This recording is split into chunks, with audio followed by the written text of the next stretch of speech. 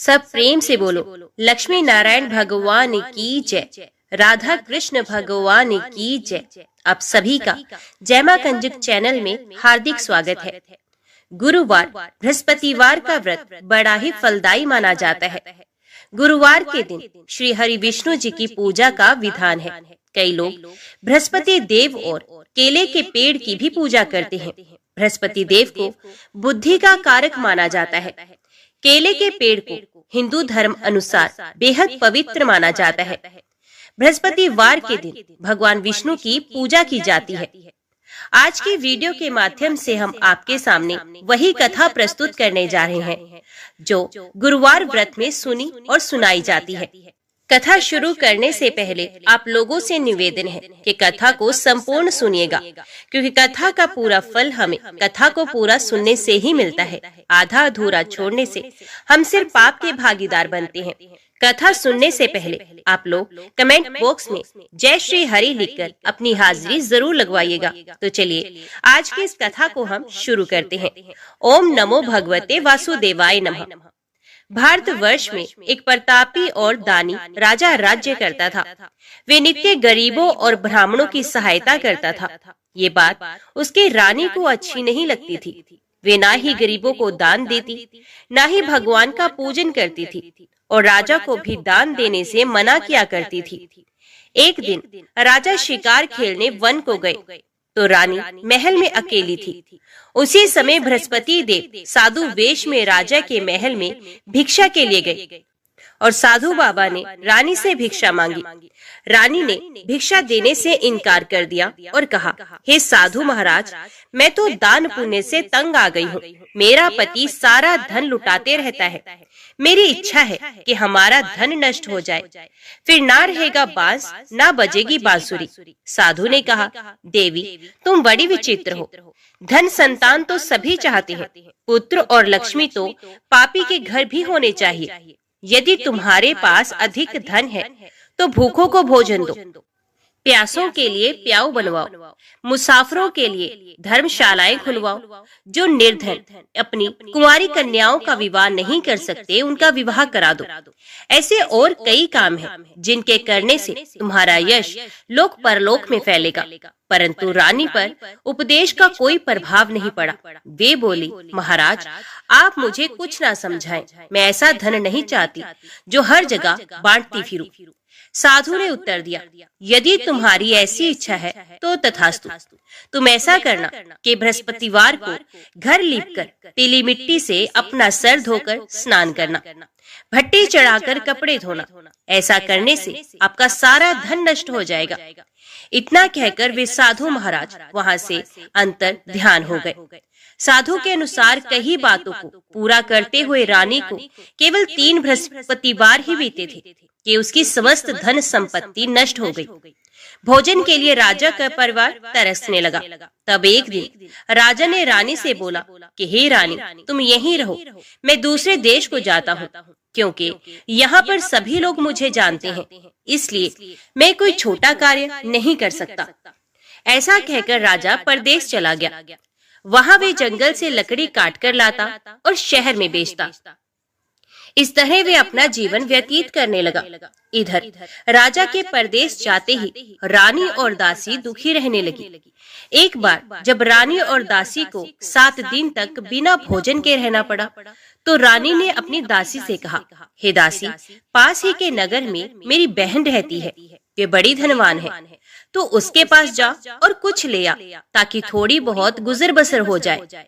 दासी रानी की बहन के पास गई। उस दिन गुरुवार था और रानी की बहन उस समय बृहस्पतिवार व्रत की कथा सुन रही थी। दासी ने रानी की बहन को अपनी रानी का संदेश दिया, लेकिन रानी की बड़ी बहन ने कोई भी उत्तर नहीं दिया। जब दासी को रानी की बहन से कोई उत्तर न मिला तो वे बहुत दुखी हुई और उसे क्रोध भी आया। दासी ने वापस आकर रानी को सारी बात बताई। सुनकर रानी ने अपने भाग्य को बहुत कोसा। उधर रानी की बहन ने सोचा कि मेरी बहन की दासी आई थी, परंतु मैं उससे नहीं बोली, इससे वे बहुत दुखी हुई होगी। कथा सुनकर और पूजन समाप्त करके वे अपनी बहन के घर आई और कहने लगी, हे बहन, मैं बृहस्पतिवार का व्रत कर रही थी, तुम्हारी दासी मेरे घर आई थी, परंतु जब तक कथा होती है तब तक ना तो उठते हैं और ना ही बोलते हैं। इसलिए मैं नहीं बोली। कहो दासी क्यों गई थी? रानी बोली, बहन तुमसे क्या छिपाऊं, हमारे घर में खाने तक को अनाज नहीं था। ऐसा कहते कहते रानी की आंखें भर आई। उसने दासी समेत पिछले 7 दिनों से भूखे रहने तक की बात अपनी बहन को विस्तार पूर्वक सुना दी। रानी की बहन बोली, देखो बहन, भगवान बृहस्पति देव सबकी मनोकामना को पूरा करते हैं। देखो शायद तुम्हारे घर में अनाज रखा हो। पहले तो रानी को विश्वास नहीं हुआ, पर बहन के आग्रह करने पर उसने अपनी दासी को अंदर भेजा तो उसे सचमुच अनाज से भरा एक घड़ा मिल गया। ये देखकर दासी को बड़ी हैरानी हुई। दासी रानी से कहने लगी, हे रानी, जब हमको भोजन नहीं मिलता तो हम व्रत ही तो करते हैं, इसलिए क्यों ना इनसे व्रत और कथा की विधि पूछ ली जाए ताकि हम भी व्रत कर सके। तब रानी ने अपनी बहन से बृहस्पतिवार व्रत के बारे में पूछा। उसकी बहन ने बताया, बृहस्पतिवार के व्रत में चने की दाल और मुनक्का से विष्णु भगवान का केले की जड़ में पूजन करें तथा दीपक जलाएं, व्रत कथा सुने और पीला भोजन ही करें। इससे बृहस्पति देव प्रसन्न होते हैं। व्रत और पूजन विधि बताकर रानी की बहन अपने घर को लौट आई। 7 दिन के बाद जब गुरुवार आया तो रानी और दासी ने व्रत रखा। घुड़साल में जाकर चना और गुड़ लेकर आई। फिर उसे केले की जड़ तथा भगवान विष्णु का पूजन किया। अब पीला भोजन कहाँ से आए, इस बात को लेकर दोनों बहुत दुखी थे। क्योंकि उन्होंने व्रत रखा था, इसलिए बृहस्पति देव उनसे प्रसन्न थे। इसलिए वे एक साधारण व्यक्ति का रूप धारण करके 2 थालों में सुंदर पीला भोजन दासी को दे गए। भोजन पाकर दासी प्रसन्न हुई और फिर रानी के साथ मिलकर भोजन ग्रहण किया। उसके बाद वे सभी गुरुवार को व्रत और पूजन करने लगी। बृहस्पति भगवान की कृपा से उनके पास फिर से धन संपत्ति आ गई, परंतु रानी फिर से पहले की तरह आलस में रहने लगी। तब दासी बोली, देखो रानी, तुम पहले भी इस प्रकार आलस्य में रहती थी। तुम्हें धन रखने में कष्ट होता था, इस कारण सभी धन नष्ट हो गया था। और अब जब भगवान बृहस्पति की कृपा से धन मिला है तो तुम्हें फिर से आलस्य होता है। रानी को समझाते हुए दासी कहती है कि बड़ी मुसीबतों के साथ हमने ये धन पाया है, इसलिए हमें दान पुण्य करना चाहिए, भूखे मनुष्यों को भोजन कराना चाहिए और धन को शुभ कार्यों में खर्च करना चाहिए, जिससे तुम्हारे कुल का यश बढ़ेगा, स्वर्ग की प्राप्ति होगी और पितृ प्रसन्न होंगे। दासी की बात मानकर रानी अपना धन शुभ कार्यों में खर्च करने लगी, जिससे पूरे नगर में उसका यश फैलने लगा। एक दिन राजा दुखी होकर जंगल में एक पेड़ के नीचे आसन जमाकर बैठ गया। वे अपनी दशा को याद करके व्याकुल होने लगा। बृहस्पतिवार का दिन था। एकाएक उसने देखा कि निर्जन वन में एक साधु प्रकट हुए। वे साधु वेश में स्वयं बृहस्पति देवता थे। लकड़हारे के सामने आकर बोले, हे लकड़हारे, इन सुनसान जंगल में तू चिंता मगन क्यों बैठा है? लकड़हारे ने दोनों हाथ जोड़कर प्रणाम किया और उत्तर दिया, महात्मा जी, आप सब कुछ जानते हैं, मैं क्या कहूँ। ये कहकर रोने लगा और साधु को अपनी आत्मकथा सुनाने लगा। महात्मा जी ने कहा, तुम्हारी स्त्री ने बृहस्पति के दिन बृहस्पति भगवान का निरादर किया है, जिसके कारण रुष्ट होकर उन्होंने तुम्हारी ये दशा कर दी है। अब तुम चिंता न करो, चिंता को दूर करके मेरे कहने पर चलो तो तुम्हारे सब कष्ट दूर हो जाएंगे और भगवान पहले से भी अधिक संपत्ति देंगे। तुम बृहस्पति के दिन कथा किया करो, 2 पैसे के चने मुनक्का लाकर उसका प्रसाद बनाओ और शुद्ध जल से लोटे में शक्कर मिलाकर अमृत तैयार करो।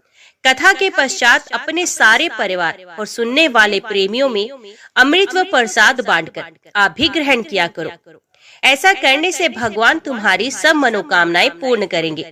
साधु के ऐसे वचन सुनकर लकड़हारा बोला, हे प्रभु, मुझे लकड़ी बेचकर इतना पैसा नहीं मिलता जिससे भोजन के उपरांत कुछ बचा सकूं। मैंने रात्रि में अपनी स्त्री को व्याकुल देखा है। मेरे पास कुछ भी नहीं जिससे मैं उसकी खबर मंगा सकूं। साधु ने कहा, हे लकड़हारे, तुम किसी बात की चिंता ना करो। बृहस्पति के दिन तुम रोजाना की तरह लकड़ियां लेकर शहर को जाओ। तुमको रोज से दुगुना धन प्राप्त होगा, जिससे तुम भली भांति भोजन कर लोगे तथा बृहस्पति देव की पूजा का सामान भी आ जाएगा। इतना कहकर साधु महाराज अंतर्ध्यान हो गए। धीरे धीरे समय व्यतीत होने पर फिर वही बृहस्पतिवार का दिन आया। लकड़हारा जंगल से लकड़ी काटकर किसी शहर में बेचने गया। उसे उस दिन और दिन से भी अधिक पैसा मिला। राजा ने चना गुड़ आदि लाकर गुरुवार का व्रत किया। उस दिन से उसके सभी कलेश दूर हो गए। परंतु जब दोबारा गुरुवार का दिन आया तो बृहस्पतिवार का व्रत करना भूल गया। इस कारण बृहस्पति भगवान नाराज हो गए। उस दिन उस नगर के राजा ने विशाल यज्ञ का आयोजन किया था तथा शहर में ये घोषणा करा दी थी कि कोई भी मनुष्य अपने घर में भोजन ना बनाए, ना आग जलाए। समस्त जनता मेरे यहाँ भोजन करने आए। इस आज्ञा को जो ना मानेगा उसे फांसी की सजा दी जाएगी। इस तरह की घोषणा संपूर्ण नगर में करवा दी गई। राजा की आज्ञा अनुसार शहर के सभी लोग भोजन करने गए, लेकिन लकड़हारा कुछ देर से पहुंचा। इसलिए राजा उसको अपने साथ घर ले गए और ले जाकर भोजन करा रहे थे तो रानी की दृष्टि उस खूंटी पर पड़ी जिस पर उसका हार टंगा था। वे यहाँ पर दिखाई नहीं दिया। रानी ने निश्चय किया कि मेरा हार इस मनुष्य ने ही चुरा लिया है। उसी समय सिपाहियों को बुलाकर उसको कारागार में डलवा दिया गया। जब लकड़हारा कारागार में पड़ गया और बहुत दुखी होकर विचार करने लगा कि ना जाने कौन से पूर्व जन्म के कर्म से मुझे ये दुख प्राप्त हुआ है, और उसी साधु को याद करने लगा जो कि जंगल में मिला था। उसी समय तत्काल बृहस्पति देव साधु के रूप में प्रकट हुए और उसकी दशा को देखकर कहने लगे, अरे मूर्ख, तूने बृहस्पति देव की कथा नहीं करी, इस कारण तुझे दुख प्राप्त हुआ है। अब चिंता मत कर। बृहस्पतिवार के दिन कारागार के दरवाजे पर 4 पैसे पड़े मिलेंगे। उनसे तू बृहस्पति देव की पूजा करना, तेरे सभी कष्ट दूर हो जाएंगे। बृहस्पति के दिन उसे 4 पैसे मिले। लकड़हारे ने कथा कही। उसी रात्रि को बृहस्पति देव ने उस नगर के राजा को स्वप्न में कहा, हे राजन, तुमने जिस आदमी को कारागार में बंद कर दिया है वे निर्दोष है, वे राजा है, उसे छोड़ देना। रानी का हार उसी खूंटी पर लटका है। अगर तू ऐसा नहीं करेगा तो मैं तेरे राज्य को नष्ट कर दूंगा। इस तरह रात्रि के स्वप्न को देखकर राजा प्रातः काल उठा और खूंटी पर हार देखकर लकड़हारे को बुलाकर क्षमा मांगी तथा लकड़हारे को योग्य सुंदर वस्त्र आभूषण देकर विदा कर दिया। बृहस्पति देव की आज्ञा के अनुसार लकड़हारा अपने नगर को चल दिया। राजा जब अपने नगर के निकट पहुंचा तो उसे बड़ा आश्चर्य हुआ। नगर में पहले से अधिक बाग, तालाब, कुएं तथा बहुत सी धर्मशाला, मंदिर आदि बने हुए थे। राजा ने पूछा, ये किसका बाग और किसकी धर्मशाला है? तब नगर के सब लोग कहने लगे, ये सब रानी और दासी के काम है। तो राजा को आश्चर्य हुआ और गुस्सा भी आया। जब रानी ने यह खबर सुनी कि राजा आ रहे हैं तो उन्होंने अपनी दासी से कहा कि हे दासी, देख राजा हमको कितनी बुरी हालत में छोड़ गए थे। हमारी ऐसी हालत देखकर वे लौट ना जाए, इसलिए तू दरवाजे पर खड़ी हो जा। आज्ञा अनुसार दासी दरवाजे पर खड़ी हो गई। राजा आए तो उन्हें अपने साथ ले आई। तब राजा ने क्रोध करके अपनी रानी से पूछा कि वे धन तुम्हें कैसे प्राप्त हुआ? तब उन्होंने कहा, हमें ये सब धन बृहस्पति देव के इस व्रत के प्रभाव से ही प्राप्त हुआ है। राजा ने निश्चय किया कि 7 रोज बाद तो सभी बृहस्पति देव का पूजन करते हैं, परंतु मैं प्रतिदिन दिन में 3 बार कहानी तथा रोज व्रत किया करूंगा। अब हर समय राजा के दुपट्टे में चने की दाल बंधी रहती तथा दिन में 3 बार कहानी कहता। एक रोज राजा ने विचार किया कि चलो अपनी बहन के यहाँ हो आए। इस तरह निश्चय कर राजा घोड़े पर सवार हो अपनी बहन के यहाँ को चलने लगा। मार्ग में उसने देखा कि कुछ आदमी एक मुर्दे को लिए जा रहे हैं। उन्हें रोककर राजा कहने लगा, अरे भाइयों, मेरी बृहस्पति देव की कथा सुन लो। वे बोले, लो हमारा तो आदमी मर गया है, इसको अपनी कथा की पड़ी है। परंतु कुछ आदमी बोले, अच्छा कहो, हम तुम्हारी कथा भी सुनेंगे। राजा ने दाल निकाली और जब कथा आधी हुई कि मुर्दा हिलने लग गया, और जब कथा समाप्त हो गई तो राम राम करते हुए मनुष्य उठकर खड़ा हो गया। आगे मार्ग में उसे एक किसान खेत में हल चलाता मिला। राजा ने उसे देखा और उससे बोला, अरे भैया, तुम मेरी बृहस्पतिवार की कथा सुनो। किसान बोला, जब तक मैं तेरी कथा सुनूंगा तब तक 4 हरिया जोत लूंगा। जा अपनी कथा किसी और को सुनाना। इस तरह राजा आगे चलने लगा। राजा के हटते ही बैल पछाड़ खाकर गिर गए तथा किसान के पेट में बड़ी जोर का दर्द होने लगा। उस समय उसकी माँ रोटी लेकर आई। उसने जब ये देखा तो अपने पुत्र से सब हाल पूछा और बेटे ने सभी हाल कह दिया। तो बुढ़िया दौड़ी दौड़ी उस घुड़सवार के पास गई और उससे बोली कि मैं तेरी कथा सुनूंगी, तो अपनी कथा मेरे खेत पर चलकर ही कहना। राजा ने बुढ़िया के खेत पर जाकर कथा कही, जिसके सुनते ही वे बैल उठकर खड़े हो गए। किसान के पेट का दर्द भी बंद हो गया। राजा अपनी बहन के घर पहुंचा। बहन ने भाई की खूब मेहमान निवाजी की। दूसरे रोज प्रातःकाल राजा जगा तो वे देखने लगा कि सब लोग भोजन कर रहे हैं। राजा ने अपनी बहन से कहा, ऐसा कोई मनुष्य है जिसने भोजन ना किया हो, मेरी बृहस्पतिवार की कथा सुन लेगा। बहन बोली, हे भैया, ये देश ऐसा ही है। पहले यहाँ लोग भोजन करते हैं, बाद में अन्य काम करते हैं। अगर कोई पड़ोस में है तो मैं देखाऊं। वे ऐसा कहकर देखने चले गए, परंतु उसे कोई ऐसा व्यक्ति नहीं मिला जिसने भोजन ना किया हो। अतः वे एक कुम्हार के घर गई, जिसका लड़का बीमार था। उसे मालूम हुआ कि उनके यहाँ 3 रोज से किसी ने भोजन नहीं किया है। रानी ने अपने भाई की कथा सुनने के लिए कुम्हार से कहा। वे तैयार हो गया। राजा ने जाकर बृहस्पतिवार की कथा कही, जिसको सुनकर उसका लड़का ठीक हो गया। अब तो राजा की प्रशंसा होने लगी। एक रोज राजा ने अपनी बहन से कहा कि हे बहन, हम अपने घर को जाएंगे, तुम भी तैयार हो जाओ। राजा की बहन अपनी सास से पूछने गई। सास ने कहा, हाँ चली जा, परंतु अपने लड़कों को मत लेकर जाना, क्योंकि तेरे भाई की कोई औलाद नहीं। बहन ने अपने भैया से कहा, हे भैया, मैं तो चलूंगी, पर कोई बालक नहीं जाएगा। राजा बोला, जब कोई बालक नहीं चलेगा तब तुम भी क्या करोगी? बड़े दुखी मन से राजा अपने नगर को लौट आया। राजा ने अपनी रानी से कहा, हम निर्वंशी हैं, हमारा मुंह देखने का धर्म नहीं है और कुछ भोजन आदि नहीं किया। रानी बोली, हे प्रभु, बृहस्पति देव ने हमें सब कुछ दिया है, वे हमें औलाद अवश्य देंगे। उसी रात को बृहस्पति देव ने राजा से स्वप्न में कहा, हे राजा, उठ, सभी सोच त्याग दे, तेरी रानी गर्भ से है। राजा की ये बात सुनकर बड़ी खुशी हुई। 9वें महीने में उसके गर्भ से एक सुंदर पुत्र पैदा हुआ। तब राजा बोला, हे रानी, स्त्री बिना भोजन के रह सकती है, पर बिना कहे नहीं रह सकती। जब मेरी बहन आए तो मुझसे कुछ मत कहना। रानी ने सुनकर हाँ कर दिया। जब राजा की बहन ने ये शुभ समाचार सुना तो वे बहुत खुश हुई तथा बधाई लेकर अपने भाई के यहाँ आई। तभी रानी ने कहा, घोड़ा चढ़कर तो नहीं आई, गधा चढ़ी आई। राजा की बहन बोली, भाभी, मैं इस प्रकार ना कहती तो तुम्हें औलाद कैसे मिलती? बृहस्पति देव ऐसे ही हैं, जैसे जिसके मन में कामनाएं हैं सभी को पूर्ण करती हैं। जो सद्भावना पूर्वक बृहस्पतिवार का व्रत करता है एवं कथा पढ़ता अथवा सुनता है, दूसरों को सुनाता है, बृहस्पति देव उसकी सभी मनोकामनाएं पूर्ण करते हैं। भगवान बृहस्पति देव उसकी सदैव रक्षा करते हैं। संसार में जो मनुष्य सद्भावना से भगवान जी का पूजन व्रत सच्चे हृदय से करते हैं तो उनकी सभी मनोकामनाएं पूर्ण करते हैं।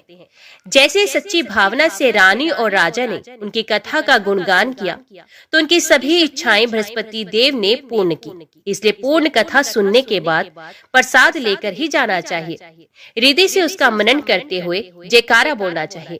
बोलो बृहस्पति भगवान की जय। श्री लक्ष्मी नारायण भगवान की जय। चंद्रवंश में सुवीर नाम से प्रसिद्ध एक राजा हो गए हैं।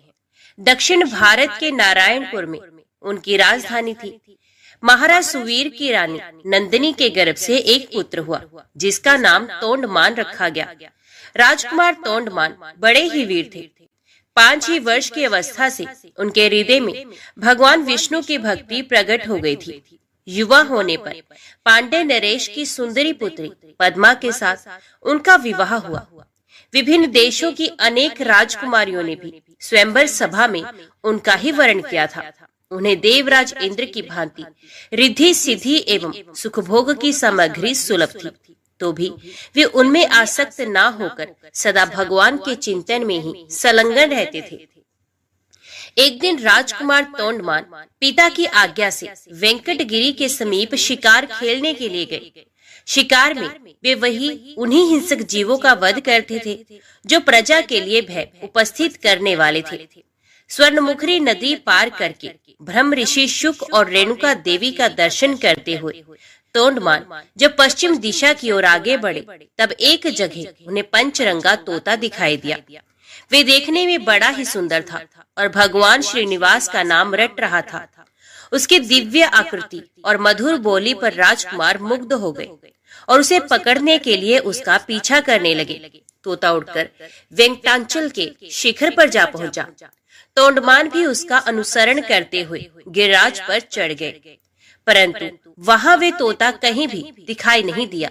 पास ही में श्यामा कवन था।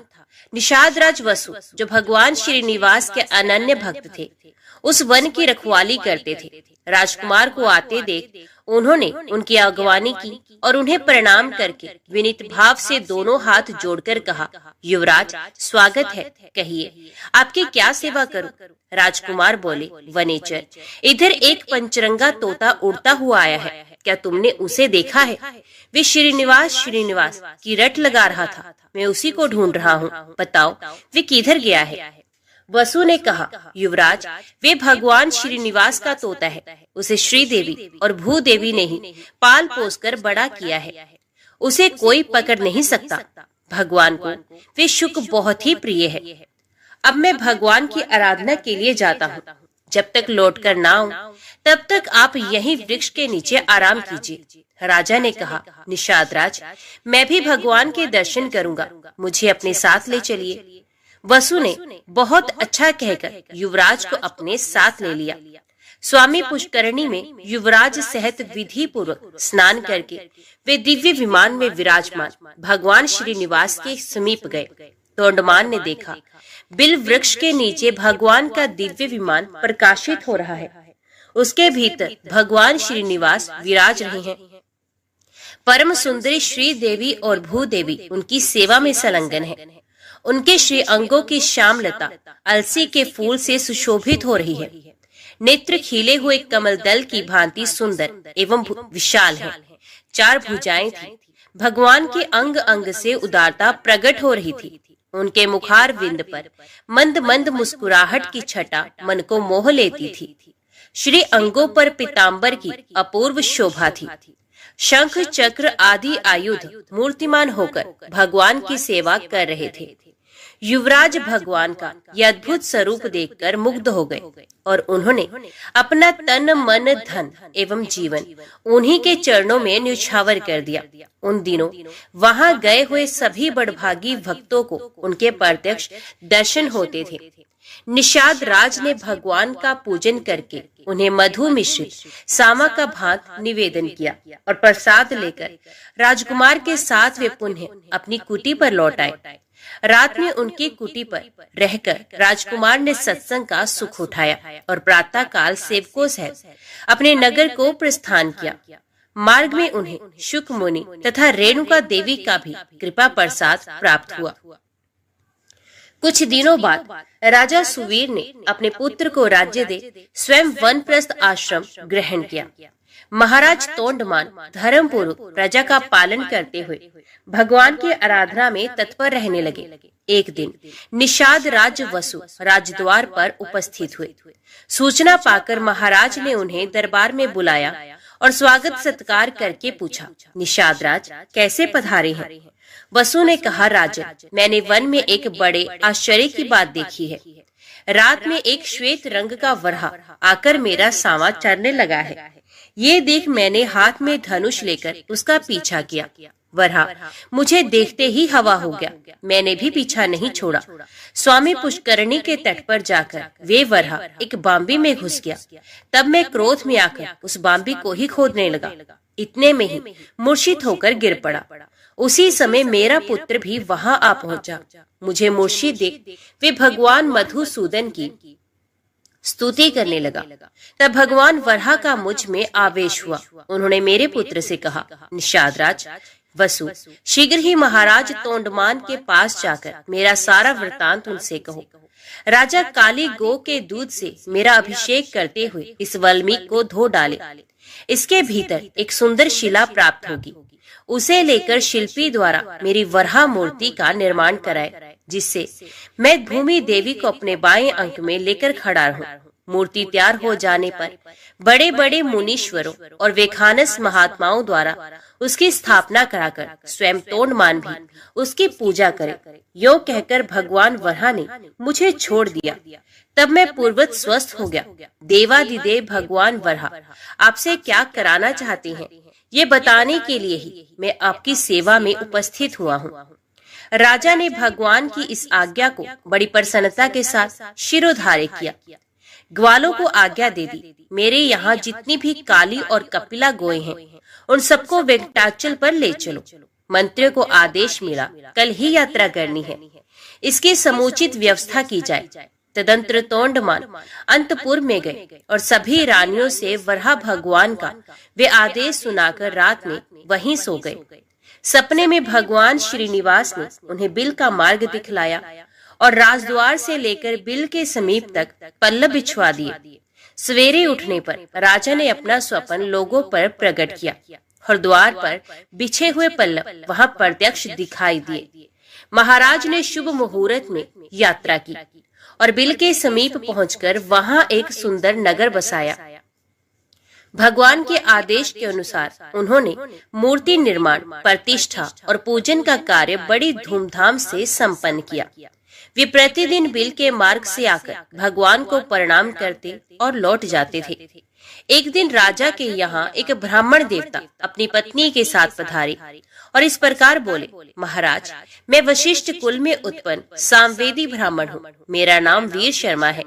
हम दोनों दंपत्ति घर से तीर्थ यात्रा के लिए निकले हैं, परंतु गर्भवती होने के कारण मेरी पत्नी से चला नहीं जाता। अतः आप इसे अंतपुर में रखकर तब तक इसकी रक्षा करें जब तक मैं तीर्थ यात्रा से वापस लौट न आऊं। राजा ने तथास्तु कहकर उसकी रक्षा का भार ले लिया।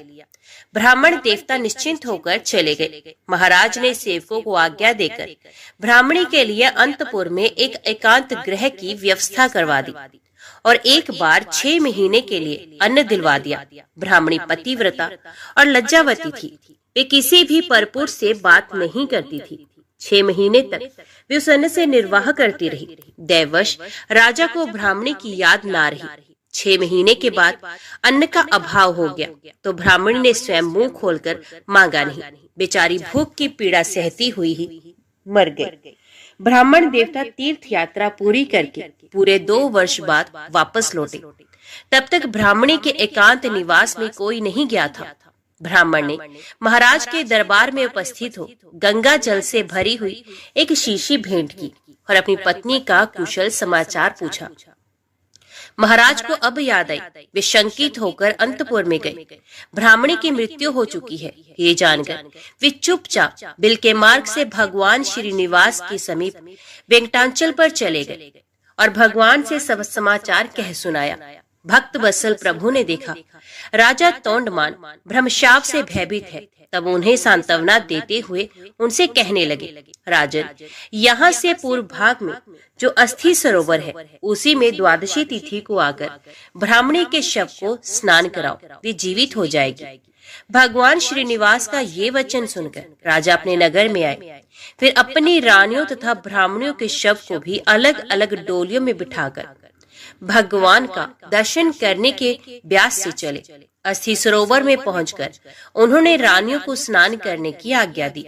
रानियों ने स्वयं स्नान करते समय ब्राह्मणी के शव को भी उस सरोवर के जल में डाल दिया। भगवान की कृपा से वे जी उठी। उसके सभी अंग पूर्वत हो गए। तत्पश्चात ब्राह्मणी रानियों के साथ सरोवर से बाहर आई और तीर्थ यात्रा से लौटे हुए अपने पूज्य पति से प्रसन्नता पूर्वक मिली। राजा ने बहुत धन देकर ब्राह्मण दंपत्ति को आदर पूर्वक विदा किया। ब्राह्मण ने अपनी स्त्री का समाचार और भगवान वेंकटेश्वर का अद्भुत प्रभाव सुना। वे राजा को आशीर्वाद देकर प्रसन्नता पूर्वक अपने देश को लौट गए। एक दिन महाराज ने एक भगवत भक्त कुम्हार दंपत्ति के परम धाम आगमन की अद्भुत घटना अपनी आंखों से देखी। फिर तो उनका मन इस संसार के सुख भोग से सर्वथा विरक्त हो गया। उन्होंने अपने पुत्र श्रीनिवास को राज्य देकर स्वयं वेंकटाचल पर बड़ी भारी तपस्या की। भगवान ने प्रत्यक्ष दर्शन दिया और कहा, राजन वर मांगो। राजा ने भगवान के नित्य धाम में रहकर उनकी सेवा का सौभाग्य मांगा। भगवान ने एवं वस्तु कहकर भक्त को अनुग्रहित किया। राजा ने प्रभु के चरणों में साष्टांग प्रणाम करके इस नश्वर देह को त्याग दिया और विष्णु सारूप्य प्राप्त करके दिव्य विमान पर जा बैठे। उस समय देवता और गंधर्व आकाश से फूलों की वृष्टि करते हुए उनके सौभाग्य की भूरी भूरी प्रशंसा करने लगे। इस प्रकार राजा तोंडमान ने अपनी अनन्य भक्ति के प्रभाव से भक्त वत्सल श्री हरि का जरा मृत्यु रहित पुनरावृत्ति शून्य वैकुंठ धाम प्राप्त किया। तो बोलो लक्ष्मी नारायण भगवान की जय। जय श्री राधे कृष्ण। ओम नमो भगवते वासुदेवाय नमः। आज की वीडियो में इतना ही। उम्मीद करती हूँ वीडियो आपको पसंद आई होगी। वीडियो पसंद आई हो तो वीडियो को लाइक और चैनल को सब्सक्राइब जरूर कीजिएगा। जय श्री हरि लिखकर कमेंट बॉक्स में अपनी हाजिरी और अपने सुझाव देना ना भूलेगा। तो मिलते हैं अगली कथा अगली वीडियो के साथ। तब तक के लिए देखते व सुनते रहिए। जय मां कंजक, जय माता दी।